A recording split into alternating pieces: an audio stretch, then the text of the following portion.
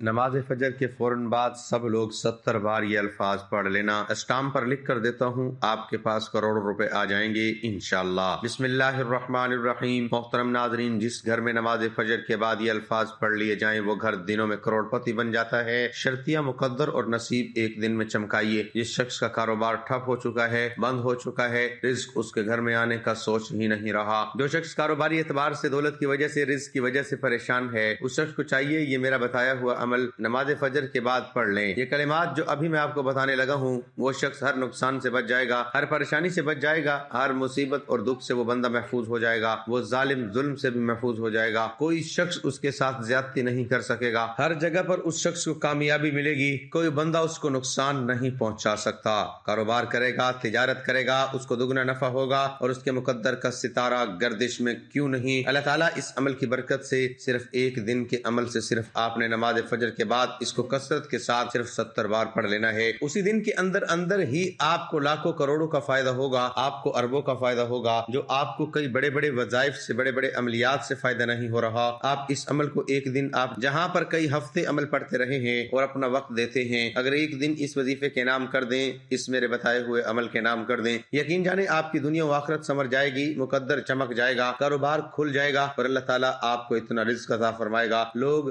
آپ کی نسلیں آپ پر رشک کریں گے، آپ کو دعائیں دے گی، آپ کی نسلوں سے رزق ختم نہیں ہوگا۔ اللہ تعالیٰ نے اس عمل کے اندر اتنی طاقت اور تاثیر رکھی ہے۔ بہت سے لوگ یہ بات کہتے ہیں بھائی وظائف سے رزق کیسے مل جاتا ہے؟ میں آپ کو بتا رہا ہوں، آپ اس عمل کو کریں، آپ کو یقین ہو جائے گا، اور آپ خود کہیں گے کہ لوگوں کو بتائیں گے کہ مجھے فلاں وظیفے نے مالا مال کر دیا، فلاں وظیفے نے مجھے ارب پتی بنا دیا، فلاں عمل نے مجھے کروڑوں کا مالک بنا دیا، میں نے فلاں وظیفہ کیا تھا، اللہ تعالیٰ نے مجھ پر کرم کے دروازے کھول دیے، رزق میرے اوپر کشادہ فرما دیا، جہاں جائیں گے کامیابی ملے گی، مقدر آپ کا ایسے چاند کی طرح، سورج کی طرح روشن ہو جائے گا، آپ کی قسمت کا ستارہ چمک جائے گا۔ ناظرین، ان الفاظ کے ساتھ ہی یہ ایک چھوٹی سی سورت ہے جس کو ہم سورت قریش کہتے ہیں، آپ نے اس کو کس طرح پڑھنا ہے اور کتنی تعداد میں پڑھنا ہے، یہ مکمل جاننے کے لیے ویڈیو کو اول سے لے کر آخر تک مکمل ضرور دیکھیے گا، کیونکہ آج میں ایک قیمتی عمل آپ کو دے رہا ہوں۔ یہ عمل آپ کو ہر شر سے محفوظ جن حصار بنا لے گا، ہر شر سے محفوظ جس حصار بنا لے گا، دیوانے کھڑی کر دے گا، کوئی مشکل، کوئی مصیبت آپ کے قریب نہیں آنے دے گا۔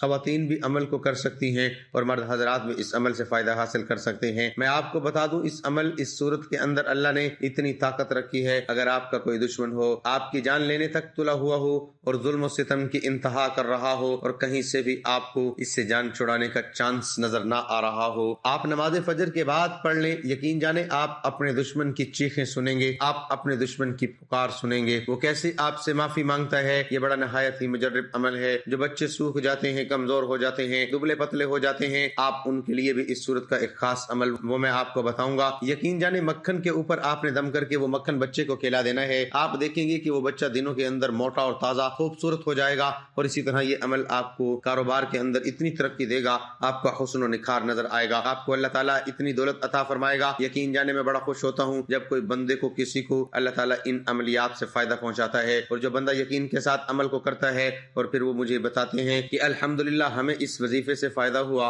اور جو عمل آج میں آپ کو بتا رہا ہوں، یقین جانے آپ سارے میرے لیے دعا کریں گے، ہاتھ اٹھا کر آپ دعا کریں گے، اس لیے آپ کو یہ عمل ایسا دے رہا ہوں کہ اس عمل کے بعد آپ کو ناکامی نہیں ہوگی، ہر جگہ کامیابی ہوگی۔ بس آپ نے اس نیت سے پڑھنا ہے، اللہ تعالیٰ میرے بند کاروبار کو کھول دے، صرف یہ نیت کرنی ہے۔ اگر نیت نہیں کریں گے، بغیر نیت کے پڑھیں گے تو فائدہ نہیں ہوگا، کیونکہ تمام عملوں کا دار و مدار نیت پر ہے، دار و مدار نیت پر ہے، تو پھر نیت کرنا ضروری ہے۔ اگر آپ کا کاروبار بالکل بند ہے، کوئی گاہک نہیں آتی، دکان ہے اس پر کوئی گاہک نہیں آتی، کوئی رش نہیں ہے، سارا دن ذلیل و خوار نقصان اٹھا کر گھر آ جاتے ہیں، اور کھانے پینے کے لیے بھی کوئی چیز نہیں، یقین جانے آپ اپنے کاروبار پر جب جائیں، آپ اپنے کاروبار پر کھڑے ہو کر اس عمل کو شروع کر دیں، اتنے گاہک آئیں گے، اتنا ہجوم ہوگا۔ ڈاکٹروں کو میں نے، بڑے بڑے ڈاکٹروں کو دیکھا، ان کے پاس کوئی مریض نہیں آتا، اور MBBS ڈاکٹر، اور اس کے برعکس جو سادہ سا کلینک بنا کے بیٹھا ہوتا ہے، بس ایسے ہی اس کے پاس رش ہی نہیں ختم ہوتا، اور انشاءاللہ اللہ تعالیٰ نے ایسا کرم کیا، پھر اللہ تعالیٰ شفا بھی دیتا ہے۔ لازمی نہیں کہ صرف اور صرف اتنی ہی بات ہو، صرف عمل کریں اور باقی دوسروں کو فائدہ نہ ہو، نہیں، آپ کا جو مقصد ہو کہ اگر یہ چاہتے ہیں کہ آپ کی دکان پر رش ہو اور آپ کا سارا مال بک جائے، روز کا روز آپ اس عمل کو کریں، انشاءاللہ آپ کو نفع بھی ہوگا، فائدہ بھی ہوگا، ترقی بھی ملے گی، عروج بھی ملے گا۔ آپ نے اس عمل کو کرنا اس طرح ہے کہ جب بھی صبح کے وقت آپ اس کو روزانہ کی بنیاد پر بھی کر سکتے ہیں، ہر روز بھی کر سکتے ہیں، کسی وقت بھی کر سکتے ہیں۔ صبح کے وقت کریں، آپ دوپہر کے وقت شروع کر لیں، بس آپ شروع کر لیں اور انشاءاللہ تعالی شام ہوتے ہی آپ اس عمل کے نظارے خود اپنی آنکھوں سے دیکھیں گے۔ آپ نے کرنا کیا ہے، جس دن آپ اس عمل کو شروع کریں تو صبح کے وقت وضو کر لیں، جب اپنے کاروبار کے لیے جائیں، اپنی دکان کے لیے جائیں، آپ گھر سے تازہ وضو کریں اور وضو کر کے 2 رکعت نفل حاجت کے لیے پڑھیں، اور یعنی اللہ تعالیٰ میرا بند کاروبار کھول دے، میری ترقی ہو جائے۔ پر ملازمت کرتے ہیں، آپ کہیں کہ میری ترقی ہو جائے، میری تنخواہ میں اضافہ ہو جائے، آپ کاروباری نیت کے اعتبار سے 2 رکعت نفل حاجت پڑھ لیں۔ عام جیسے ہم نماز پڑھتے ہیں اسی طرح 2 نفل پڑھ لیں، جیسے نماز کے نفل پڑھے جاتے ہیں اسی طرح حاجت کی نیت کر کے آپ نے 2 نفل پڑھ کے گھر سے نکلتے ہوئے آپ نے باوضو نکلنا ہے۔ اور اپنے کاروبار کے لیے جاتے ہوئے آپ اپنی بیوی کو یہ عمل بتائیے۔ آپ خود کہیں کام پر جاتے ہیں، آپ کے والدین جاتے ہیں، ان کو یہ عمل بتائیے۔ اگر وہ نہیں کر سکتے تو خواتین گھر میں بیٹھ کر اس عمل کو کر سکتی ہیں۔ بس آپ نے کرنا کیا ہے، سب سے پہلے 7 مرتبہ درود پاک پڑھ لیں۔ آپ کوئی سا بھی درود پاک پڑھ سکتے ہیں، ایک مرتبہ میرے ساتھ بھی پڑھ لیں تاکہ ثواب ہو۔ اللہم صلی علی محمد وعلی آل محمد کما صلیت علی ابراہیم وعلی آل ابراہیم انک حمید مجید۔ اللہم بارک علی محمد وعلی آل محمد کما بارکت علی ابراہیم وعلی آل ابراہیم انک حمید مجید۔ ناظرین، اللہ تعالیٰ کی ذات سے مایوس نہ ہو، ہر تکلیف و آزمائش اور سہولت و خوشی اللہ تعالیٰ کی طرف سے ہے، اس لیے پریشانیوں اور مصائب کے حل کا رجوع الہی اللہ ہے، یعنی اللہ تعالیٰ کی طرف متوجہ ہونا۔ اللہ تعالیٰ کی طرف توبہ و استغفار کے ذریعے بھی متوجہ ہوں اور اپنے مسائل کا حل اللہ تعالیٰ کے حوالے کر دیجئے اور اللہ تعالیٰ کو اپنے مسائل کے حل کا وکیل بنا دیجئے۔ اللہ تعالیٰ کبھی آپ کا سہارا نہیں چھوڑیں گے، نیز اس کے ساتھ بہت زیادہ شکر کی عادت اپنا لیجئے۔ بعض اوقات ہمیں ظاہر میں یہ محسوس ہوتا ہے کہ ہمیں کوئی نعمت حاصل نہیں اور ہر طرف سے ہم پریشانیوں میں گھرے ہوئے ہیں، جبکہ ہر آن و ہر لحظہ ہم اللہ تعالیٰ کی بے شمار نعمتوں میں ڈوبے ہوئے ہیں۔ اس لیے ظاہر میں پریشانی ہی کیوں نظر نہ آئے، بندے کا کام ہر وقت مالک کا شکر ادا کرنا ہے۔ اللہ تعالیٰ ضرور اپنے انعامات میں اضافہ فرمائیں گے اور دنیاوی پریشانی بھی انشاءاللہ حل ہو جائیں گی۔ بہرحال اللہ تعالیٰ سے تعلق قائم کرنے اور اسے مضبوط کرنے کی ہر انسان کو ضرورت ہے۔ اگر نمازوں کی پابندی نہیں ہے تو 5 وقتہ نماز کا اہتمام کیجیے، استغفار کی کثرت کریں، نمازوں کے بعد دعائیں بھی کیجیے اور حسب توفیق صدقہ دیا کیجیے۔ روز قیامت نبی کریم صلی اللہ علیہ وآلہ وسلم کے سب سے زیادہ قریب وہی ہوگا جو سب سے زیادہ آپ صلی اللہ علیہ وآلہ وسلم پر درود شریف بھیجتا تھا۔ حضرت ابن مسعود رضی اللہ تعالی عنہ سے روایت ہے کہ رسول اکرم صلی اللہ علیہ وآلہ وسلم نے فرمایا، قیامت کے دن لوگوں میں سے سب سے زیادہ میرے قریب وہ ہوگا جو سب سے زیادہ مجھ پر درود بھیجے گا۔ وہ مواقع جہاں درود شریف ضرور پڑھنا چاہیے، ویسے تو درود شریف کسی وقت یا موقع کی قید کے بغیر کثرت کے ساتھ پڑھنا چاہیے، تاہم بعض مواقع ایسے ہیں جہاں اس کے پڑھنے کی خصوصی تاکید کی گئی ہے۔ اس میں سے کچھ تو مشہور ہیں، مثلا ہر نماز کے آخری تشہد میں، قنوت وتر کے آخر میں، نماز جنازہ کی دوسری تکبیر کے بعد اور خطبہ جمعہ وغیرہ میں۔ ان کے علاوہ مزید کچھ مواقع یہ ہیں۔ حضرت فضالہ بن عبید رضی اللہ تعالی عنہ بیان کرتے ہیں کہ نبی کریم صلی اللہ علیہ وآلہ وسلم نے ایک شخص کو نماز میں دعا کرتے ہوئے سنا، اس نے آپ صلی اللہ علیہ وآلہ وسلم پر درود نہ بھیجا،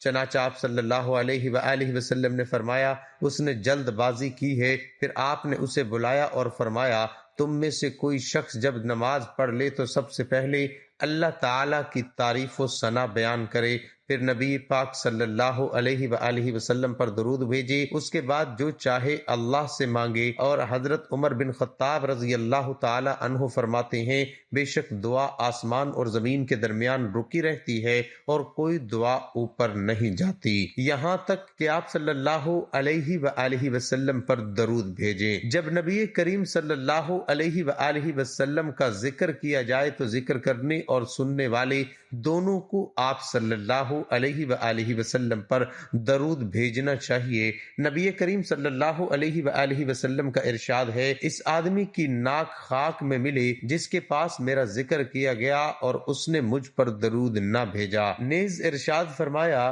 بخیل ہے وہ جس کے پاس میرا ذکر کیا جائے اور وہ مجھ پر درود نہ بھیجے۔ ارشاد نبی صلی اللہ علیہ وآلہ وسلم ہے، جب تم مؤذن کو سنو تو تم بھی اس طرح کہو جیسے وہ کہے، پھر مجھ پر درود بھیجو، کیونکہ جو شخص مجھ پر ایک مرتبہ درود بھیجتا ہے اللہ تعالیٰ اس پر 10 رحمتیں بھیجتا ہے یا 10 مرتبہ اس کی تعریف کرتا ہے۔ محترم ناظرین، ایک بار میرے ساتھ درود پاک بھی پڑھیے تاکہ ثواب ملے۔ بسم اللہ الرحمن الرحیم، اللہم صلی علی محمد وعلی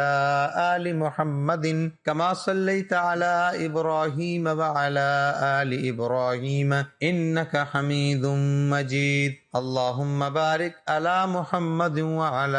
آل محمد کما بارکت علی ابراہیم وعلی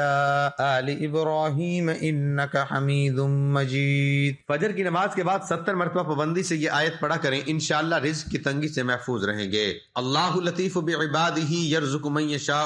وہو القوی العزیز۔ اگر آپ یہ تسبیح پڑھنا شروع کر دیں، اس تسبیح کا ذکر کرنا شروع کر دیں، ورد کرنا شروع کر دیں، تو فرشتے جولیاں بھر بھر کر آپ کو رزق دیں گے، بوریاں بھر بھر کر آپ کو رزق دیں گے، اور جیسے ہی آپ اس تسبیح کو پڑھنا شروع کر دیں گے آپ کے لیے غیب سے رزق کا انتظام ہو جائے گا۔ سب سے پہلی بات ہمیشہ یاد رکھیے کہ اللہ تعالیٰ کی ذات سے مایوس نہ ہو، ہر تکلیف، ہر آزمائش، ہر مصیبت میں اللہ تعالیٰ کی ذات پر یقین رکھیں۔ ہر خوشی اور ہر غمی اللہ کی طرف سے آتی ہے، اس لیے جب بھی کوئی پریشانی آئے، کوئی مصیبت آئے تو اللہ کو یاد کرنا شروع کر دیں۔ جو لوگ اللہ کے ساتھ بندگی، شکر اور صبر کے ذریعے جڑے رہتے ہیں اور بندوں کے ساتھ احسان کا رویہ رکھتے ہیں، اللہ کے بندوں کے ساتھ محبت سے پیش آتے ہیں، ان سے پیار کرتے ہیں، تو یقین کیجئے اللہ ان کی غیب سے مدد کرتا ہے اور ان کے معاملات عزت سے انجام پاتے ہیں۔ جیسا کہ آپ کو پتہ ہے کہ فرشتوں کو خالق کائنات نے ایسا بنایا ہے کہ وہ نہ کھاتے ہیں اور نہ ہی پیتے ہیں۔ سارے فرشتوں کی اللہ تعالیٰ نے ڈیوٹیاں لگائی رکھی ہیں، جیسا کہ حضرت جبرائیل علیہ السلام کو تمام فرشتوں کا سردار بھی کہا جاتا ہے۔ بارش برسانے والا الگ فرشتہ ہوتا ہے،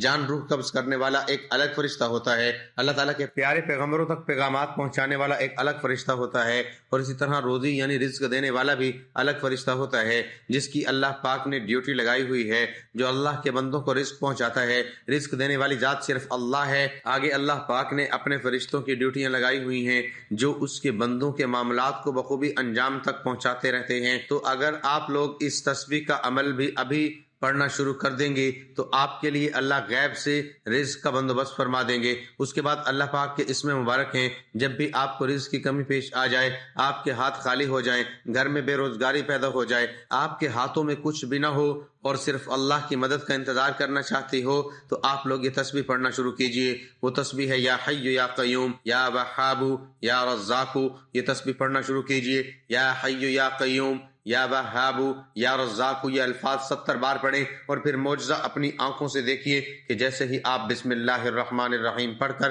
اس تسبیح کا ورد کرنا شروع کر دیں گے تو پھر کچھ نہ پوچھئے کہ آپ کے رزق کی پریشانی ایسے ختم ہو جائے گی کہ اللہ پاک کے حکم سے فرشتہ رزق لے کر آپ کے پاس پہنچ جائے گا۔ یہ پڑھنے کے بعد آپ نے سورۃ قریش کو کثرت کے ساتھ پڑھتے رہنا ہے۔ سورۃ قریش یہ ہے جو تیسرے سپارے کے اندر سورۃ کا نمبر 106 ہے۔ ایک مرتبہ میں پڑھ دیتا ہوں۔ لِإِيلَافِ قُرَيْشٍ إِيلَافِهِمْ رِحْلَةَ الشِّتَاءِ وَالصَّيْفِ۔ لِإِيلَافِ قُرَيْش، اس لیے کہ قریش کو مانوس کر دیا۔ إِيلَافِهِمْ رِحْلَةَ الشِّتَاءِ وَالصَّيْفِ، اس کو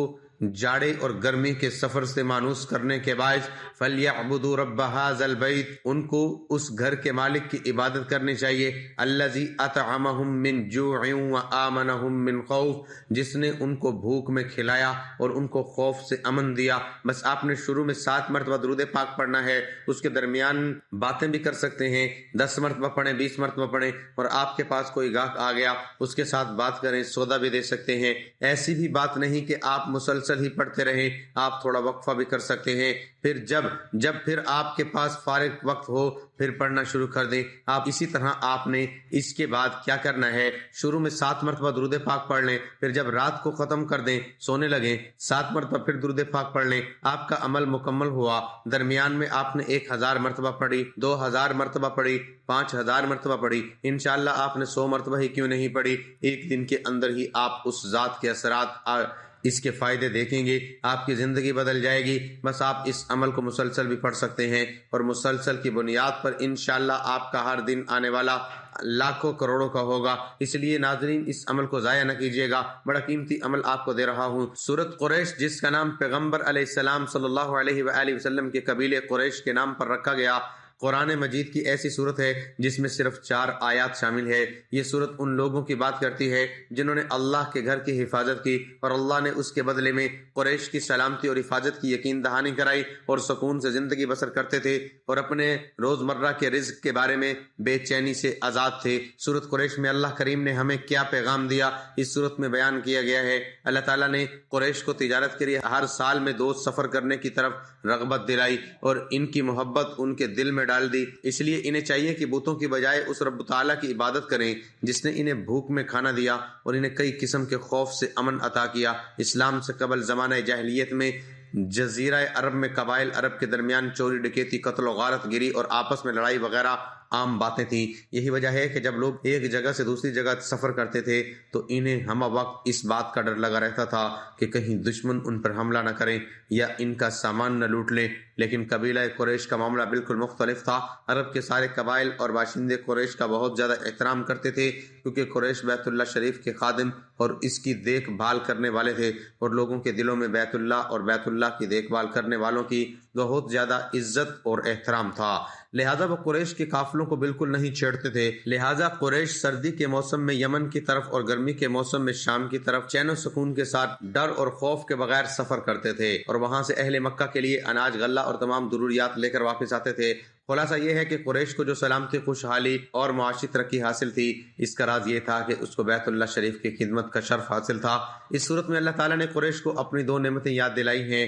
ایک امن کی نعمت، دوسری رزق میں وسعت۔ ان دونوں نعمتوں کو بیان کرنے کے بعد اللہ تعالیٰ نے انہیں حکم دیا ہے کہ وہ ان کی اطاعت و فرما برداری کرے اور ان کے علاوہ کسی اور کی عبادت نہ کرے۔ اس سے واضح ہوتا ہے کہ اللہ تعالیٰ نے قریش کو دوسرے لوگوں پر فضیلت بخشی ہے اور انہیں خصوصی شرف عطا کیا ہے۔ حدیث شریف میں وارد ہے کہ رسول کریم صلی اللہ علیہ وآلہ وسلم نے ارشاد فرمایا کہ حضرت اسماعیل علیہ السلام کی اولاد میں سے اللہ تعالیٰ نے بنو کنانہ کو منتخب کیا اور بنو کنانہ میں سے اللہ تعالیٰ نے قریش کو منتخب کیا اور قریش میں سے اللہ تعالیٰ نے بنو ہاشم کو منتخب کیا اور بنو ہاشم میں سے اللہ تعالیٰ نے مجھے منتخب فرمایا۔ اس سے معلوم ہوا کہ قریش کو جو خصوصی شرف اور رتبہ ملا ہے وہ اللہ تعالیٰ کی طرف سے تھا اور یہ خصوصی شرف اور رتبہ اللہ تعالیٰ کے فیصلے سے ہوتا ہے، لہٰذا کسی کو یہ کہنے کا حق حاصل نہیں ہے کہ دوسرے قبائل کے مقابلے میں قریش کو اتنا عظیم مقام اور مرتبہ کیوں ملا، کیونکہ یہ محض اللہ تعالیٰ کا فضل و کرم ہے کہ وہ جس کو دینا چاہتے ہیں دے سکتے ہیں۔ البتہ قریش کی عزت و عظمت کا ظاہری سبب یہ ہے کہ ان کے اندر کچھ اعلیٰ اخلاق و اوصاف تھے، جسے امانت داری، شکر گزاری، لوگوں کی رعایت،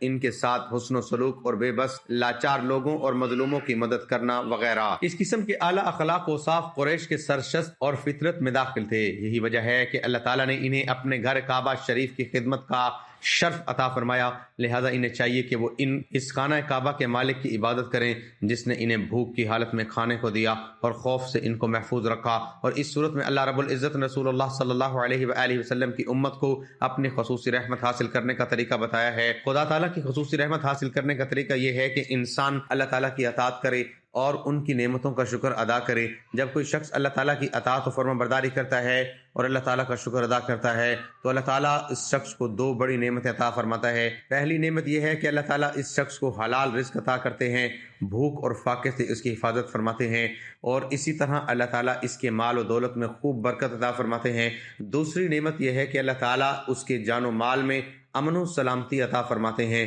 قرآن مجید کی دوسری آیت میں اللہ تعالیٰ نے ایک بستی کی مثال بیان فرمائی۔ اس بستی والوں کو اللہ تعالیٰ نے ہر قسم کی نعمت عطا کی تھی۔ اللہ تعالیٰ نے ایک مثال بیان فرمائی کہ ایک بستی تھی جو امن و اطمینان میں رہتے تھے، اس کا رزق ہر جگہ سے فراوانی کے ساتھ آ جاتا تھا۔ اللہ تعالیٰ نے اس بستی کے لوگوں کو امن و سلامتی، مال و دولت وغیرہ سے نوازا تھا، لیکن جو ہی انہوں نے اللہ تعالیٰ کی نافرمانی اور اللہ تعالیٰ کی نعمتوں کی ناشکری کی تو اللہ تعالیٰ نے دنیا ہی میں ان کی حالت بدل دی، ان کی خوشحالی کو تنگ دستی میں بدل دی اور سلامتی کو بد امنی میں بدل دی۔ پھر اس بستی والوں نے اللہ تعالیٰ کے انعامات کی ناشکری کی تو اللہ تعالیٰ نے ان کو بھوک اور خوف کے لباس کا مزہ چکھایا۔ اللہ تعالیٰ نے ان کو اس قدر سخت بھوک اور ڈر میں مبتلا کر دیا گویا کہ ڈر اور بھوک ان کے کپڑے بنے جس نے ان کو سر سے پیر تک ڈھانپ لیا۔ اس سے معلوم ہوا کہ اللہ تعالیٰ کی نعمتوں سے لطف اندوز ہونے کا طریقہ اور اس نعمتوں کو زوال سے محفوظ رکھنے کا ذریعہ یہ ہے کہ ہم ہمہ وقت اللہ تعالیٰ کی اطاعت و فرما برداری کریں اور اللہ تعالیٰ کی نعمتوں کا شکر ادا کریں۔ ناظرین، وظیفہ ایک بار پھر ملاحظہ ملاحظہ فرما لیجئے، نماز فجر کے بعد 70 بار آپ نے یہ آیت پڑھنی ہے، اللہ لطیف بعبادہ یرزق من یشاء وہو القوی العزیز۔ اس کے بعد 70 مرتبہ یا حی یا قیوم یا وہاب یا رزاق پڑھنا ہے اور گڑ گڑا کر دعا مانگنی ہے۔ پھر اس کے بعد آپ اپنے کاموں میں لگ جائیے گا۔